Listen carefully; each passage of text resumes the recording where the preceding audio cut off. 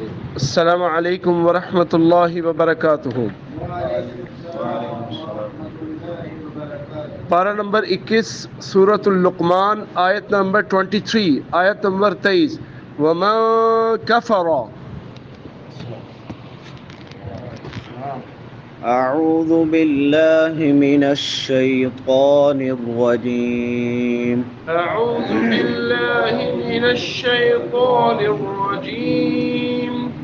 ومن كفر وَمَن كَفَرَ فلا يحزنك فلا يحزنك كفره كفره إلينا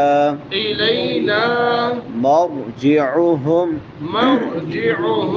فننبئهم بما عملوا إن الله عليم بذات الصدور نمتعهم قليلا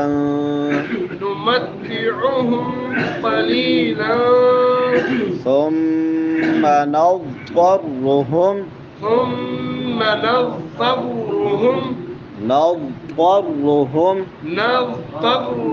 تانی طا ہے نضطرهم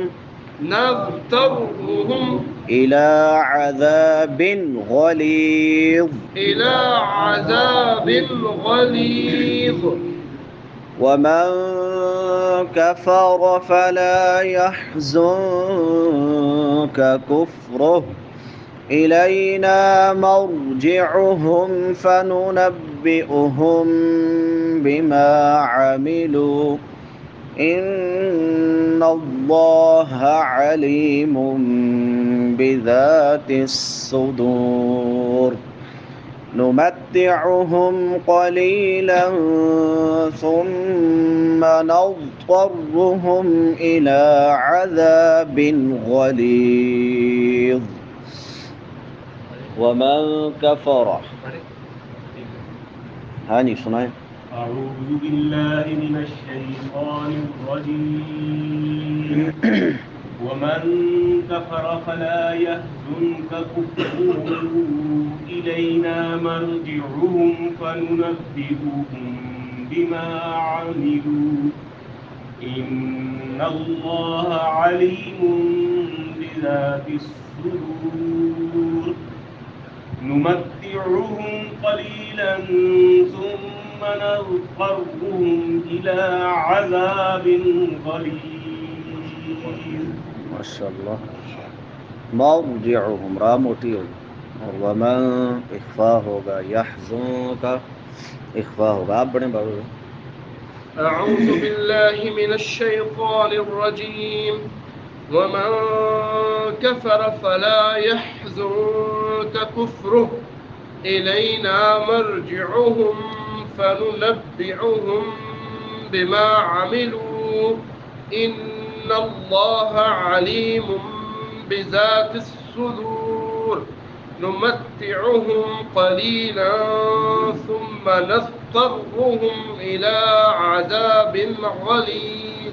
چلو ماشاءاللہ ومن کفر نون ساکن ہے، بعد میں حروف اخفا میں سے کاف ہے، تو یہاں پہ اخفا ہوگا ایک الف کی مقدار کے برابر لمبا کر کے پڑھیں گے۔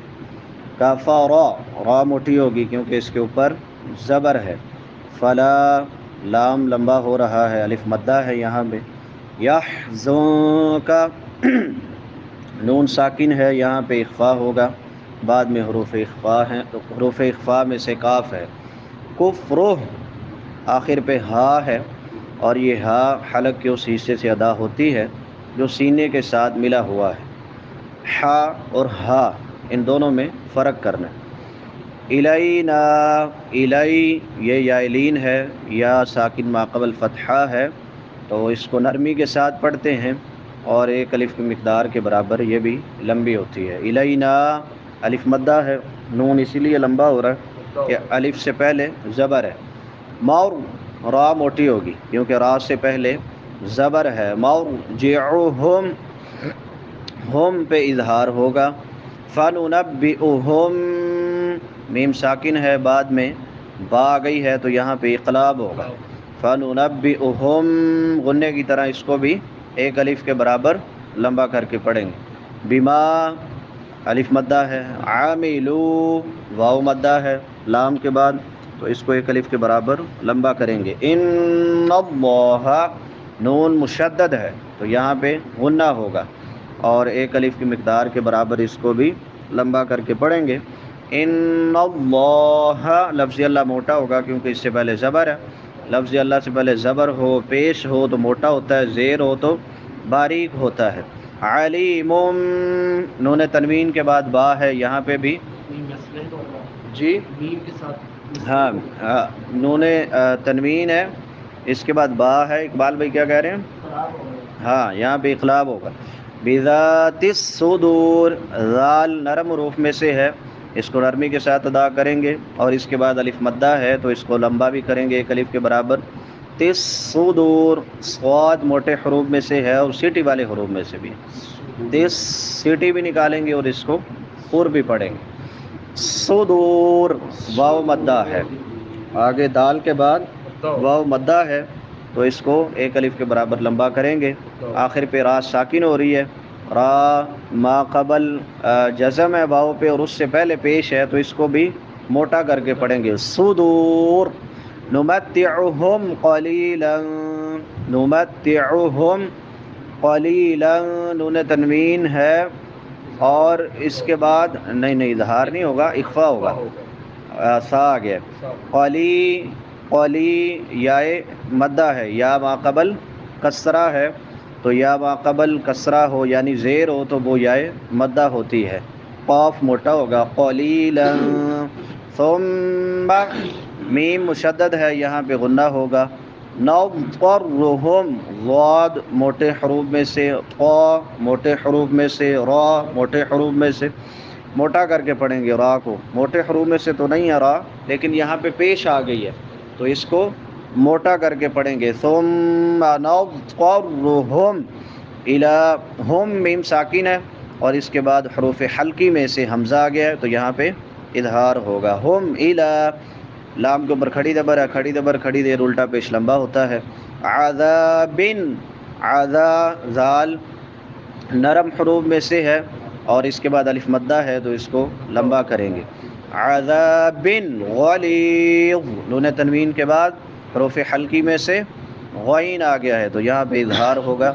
غلیظ لام لمبا ہو رہا ہے کیونکہ یہاں پہ یائے مدہ ہے یا ما قبل کسرہ ہے اور آخر پہ ضا نرم حروف میں سے بھی ہے اور موٹے حروف میں سے بھی ہے تو اس کو موٹا بھی کریں گے اور نرمی سے بھی پڑھیں گے. غلیظ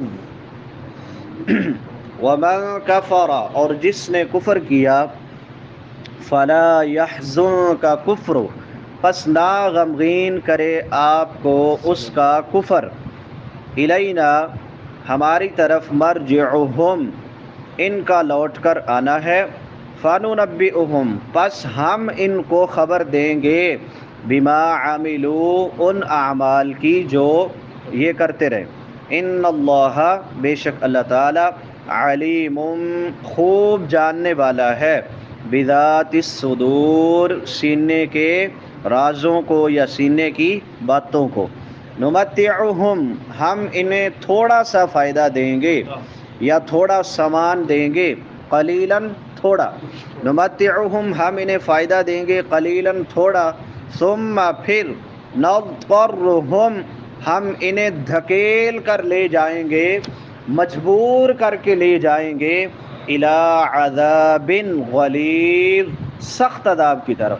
الی طرف عذاب عذاب غلیظ سخت عذاب کی طرف پھر ہم انہیں دھکیل کر لے جائیں گے. غلیظ سخت کو کہتے ہیں بھاری جسم جو ہوتا ہے نا زیادہ جسامت والا جسم جو ہوتا ہے اس کو. آیت نمبر 30 میں اللہ رب العالمین پیارے پیغمبر علیہ الصلاۃ والسلام کو تسلی دے رہے ہیں کیونکہ اللہ کے رسول صلی اللہ علیہ وسلم اللہ تعالیٰ کا پیغام لوگوں تک پہنچاتے، اور آپ کی یہ خواہش اور تمنا تھی کہ ہر بندہ ہی جو ہے نا وہ جنتی بن جائے اور اللہ کی جہنم سے آزاد ہو جائے۔ لقد جاءکم رسول من انفسکم عزیز علیہ ما عنتم حریص علیکم بالمؤمنین رؤوف الرحیم۔ آپ اس بات کے حریص، خواہش مند رہتے کہ ہر بندہ جو ہے وہ اللہ رب العالمین کی جنت کا وارث بن جائے اور اللہ کی جہنم سے آزاد ہو جائے۔ تو جب آپ تبلیغ کرتے، اللہ کا پیغام پہنچاتے، تو لوگ آپ کا پیغام قبول کرنے کی بجائے الٹا آپ کی مخالفت کرتے، آپ پر تانے کستے، آپ کو تکلیف پہنچاتے، تو آپ کا دل جو ہے وہ غمگین ہو جاتا ہے۔ تو اللہ تعالیٰ نے تسلی دی کہ ومن کفر، جس شخص نے کفر کیا، فلا یحزنک کفر، اے پیغمبر علیہ الصلاۃ والسلام آپ کو اس کے کفر کی وجہ سے غمگین نہیں ہونا چاہیے۔